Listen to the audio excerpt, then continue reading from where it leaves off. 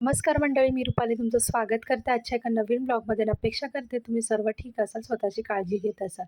तर आज आहे माझ्या जाऊबाईंचा डोहाळ जेवणाचा कार्यक्रम.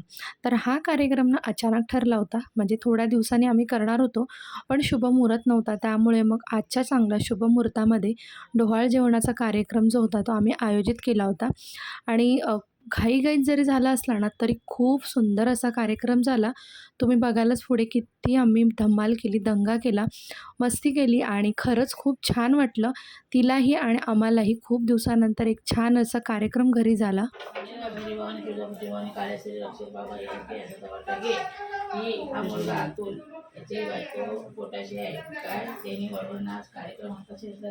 तो कार्यक्रम व्यवस्थित झाला पाहिजे. कोणाची वादेवादी, कोणाची काय नजरपाणी काय असं वादेवादी घरा पद्धती यावर पद्धती कोणाची काही जर असेल तर ती पद्धतीला करून शाळा नारळाचं पण 5-5 पहिला ठरवलं सुपारी ही मान्य करून घेईल. मुलीचं व्यवस्थित कार्यक्रम हर महादेव.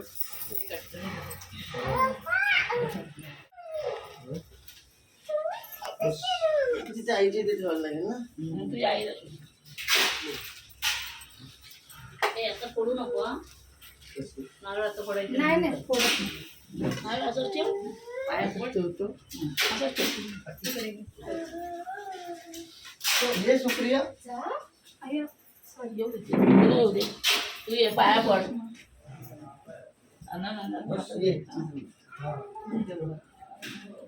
मान्य करून देऊ आणि स्वतःचं सांभाळला चांगला आनंद कर त्यांचा.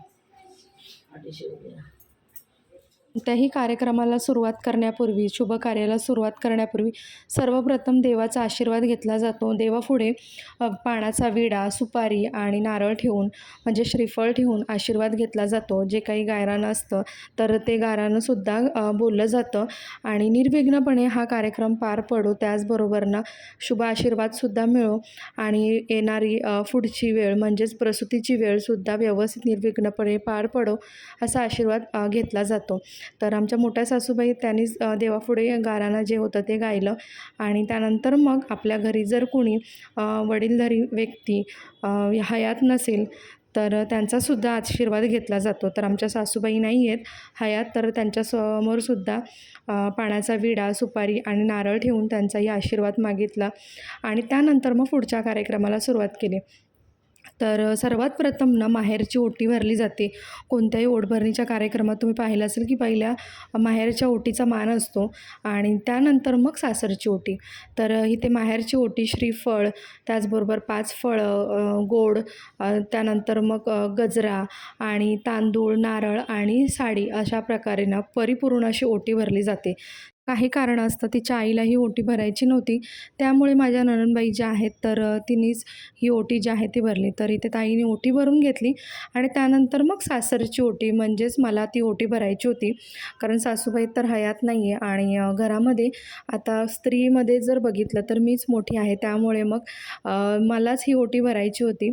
आणि इथे 5 जणी आहेत ना तर त्या हात लावतात ओटी भरताना, म्हणजे परिपूर्ण अशी ओटी भरली जाते. प्रत्येकाची पद्धत वेगळी असते, पण आमच्याकडे अशा पद्धतीनेच ओटी भरली जाते.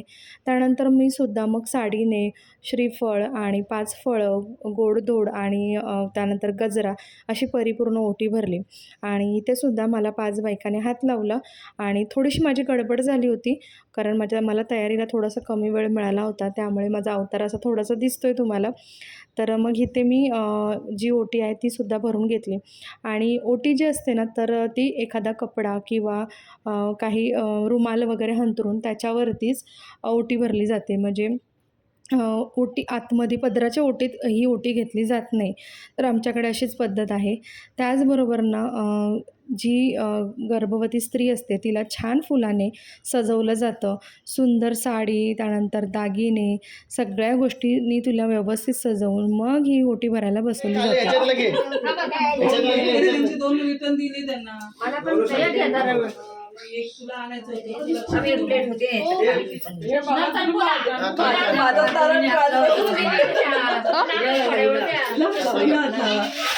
एक मिनिट वहिनी थांबा.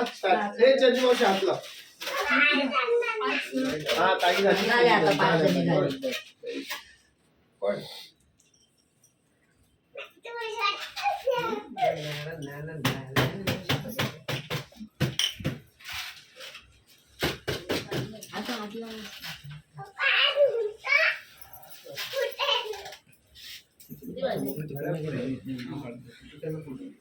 सॉरी.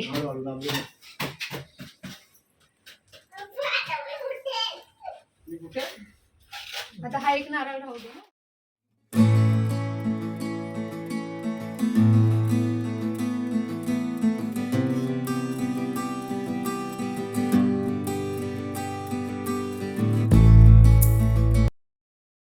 तर इथे वेगवेगळ्या पोजमध्ये तिचे फोटोज क्लिक करणं चाललं होतं आणि खूप सुंदर दिसत होती. त्यामुळे ना कुठल्याही पोजमध्ये ती छानच दिसत होती. आणि इथे जी माझी पुतणी आहे तर तिचे वेगवेगळे फोटोज क्लिप्स आम्ही घेत होतो. खरं तर हा व्लॉग तुमच्यापर्यंत पोहोचवायला थोडासा उशीरच झाला होता.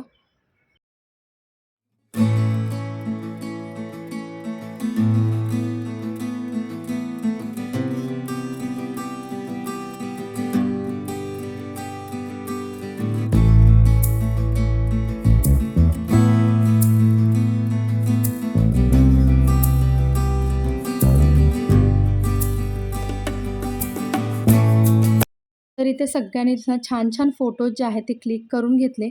बॅकग्राऊंड इतका सुंदर होता, म्हणजे डेकोरेशन इतकं सुंदर झालं होतं की सगळ्यांनी मस्तच फोटो जे आहेत ते क्लिक करून घेतले. आणि आम्हीसुद्धा काका-काकी होणार होतो, तर याचा आनंद आम्हालासुद्धा खूप होता. तर आम्हीसुद्धा अशा प्रकारे ना हातात पकडून काका-काकीचं छान फोटोज जे आहेत ते क्लिक करून घेतले. तर तुम्हाला आता असं दाखवते की डेकोरेशन कशाप्रकारे झालं होतं. एक सिंगल व्ह्यू तुम्हाला दाखवून देते. तर अशा प्रकारे ना डेकोरेशन जे आहे ते केलं होतं. तिच्यावर हातावर सुद्धा मेहंदी खूप सुंदर काढली होती. थोडी गडबड झाली होती कारण वेळेचा अभाव होता, म्हणजे शुभमुहूर्तावरती ओटी भरण्याचा कार्यक्रम करायचा होता. त्यामुळे सुरुवातीलाच काही सगळ्या गोष्टी दाखवता आल्या नाही. त्यामुळे आता दाखवते तुम्हाला किती सुंदर अशी मेहंदी काढली होती. आणि आता सगळ्यांना आतुरता लागली होती ती म्हणजे पेढा की बर्फी. म्हणजे डोहाळे जेवणाच्या कार्यक्रमाला, ओटी भरण्याच्या कार्यक्रमाला ना टेबलावरती अशा प्रकारे एका वाटीत पेढा आणि एका वाटीत बर्फी ठेवली जाते. आणि ह्या दोन्ही वाट्या ज्या त्या झाकून ठेवल्या जातात. आणि त्यानंतर मग होणाऱ्या मम्मी पप्पांना म्हणजेच आई-वडिलांना एकात एक गोष्ट सिलेक्ट करायची असते. तर इथे लोलोनी सिलेक्ट केली होती आणि मुलांचंही होतं की हेच सिलेक्ट करा म्हणून. आणि फायनली बघा काय निघालं होतं, तर पेढा निघाला होता. आणि सगळ्यांनाच आमच्या घरी ना बर्फी पाहिजे होती, पण पेढा निघाला होता. तरी पण आम्हाला सगळ्यांनाच आनंद झाला होता. आणि याची ना एक वेगळीच मज्जा असते बघा, खूप सुंदर अशी वेगळी मज्जा असते. त्यानंतर इथे ना आम्ही खूप सारे रील्स बनवले, फोटोज क्लिक केले. आणि खरं सांगू, मी आधी जो व्हिडिओ अपलोड केला होता त्याला मला कॉपीराईट आला. त्यामुळे पुन्हा मग मी म्युझिक जे आहे ते म्यूट केलं आणि त्यानंतर मग हे सगळे रील्स शूट केले. पण मी इन्स्टावरती आणि यूट्यूबवर ह्या सगळ्या रील्स ज्या आहेत त्या टाकणार आहे, शेअर करणार आहे. त्यामुळे तुम्हाला गाण्यासोबत त्या पाहता येतील. पण थोडी झलक जी आहे ती तुम्ही ते पाहून घ्या, कारण तुम्हालाही दाखवण्याची एक्साइटमेंट मला आहे. तरी ते डान्स काही आम्हाला येत नव्हता, म्हणजे जसं मी सांगितलं की खूप घाईघाईत ओटी भरण्याचा कार्यक्रम ठरला होता, दिवस ठरला होता.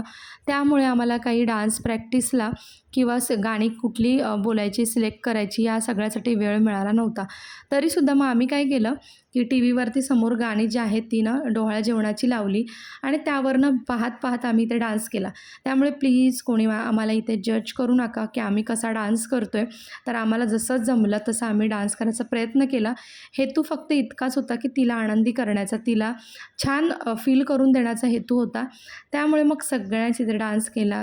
तर आमच्या डान्समध्ये ना काका, काकी, मावशी, आत्या, दादा, त्यानंतर दीदी सगळ्याच जणी सामील झाल्या होत्या. आजी पण सामील झाल्या होत्या. तर इथे आम्ही एक रीलसुद्धा बनवली, जी रील आम्हाला खूप दिवसापासून बनवायची होती.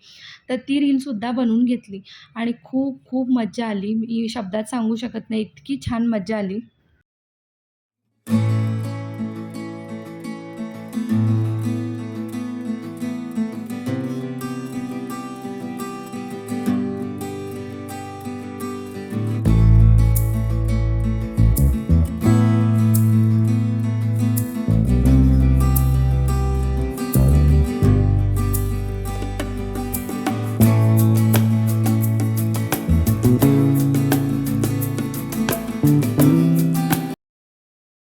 कार्यक्रम खरंच अगदी छान पद्धतीने पार पडला आणि आता वेळ होती तिला पाठवणी करण्याची. म्हणजे डोहाळं जेवण झाल्यानंतर ना तिला माहेरी पाठवलं जातं 7व्या महिन्यात डिलिव्हरीसाठी.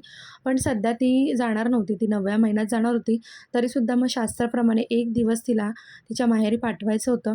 सो तिची इथे आम्ही मग पाठवणी केली आणि खूप सुंदर कार्यक्रम. असं वाटत होतं की कार्यक्रम संपूच नये, इतका सुंदर कार्यक्रम झाला होता. तुम्ही सगळेच बघू शकता, सगळ्यांनी खूप जास्त एन्जॉय केलं होतं. खूप सारे फोटोज क्लिक केले होते आणि खूप छान छान पोजेसमध्ये ना आम्ही रील्ससुद्धा बनवले होते.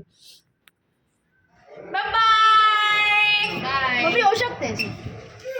सावकाश उत्तर.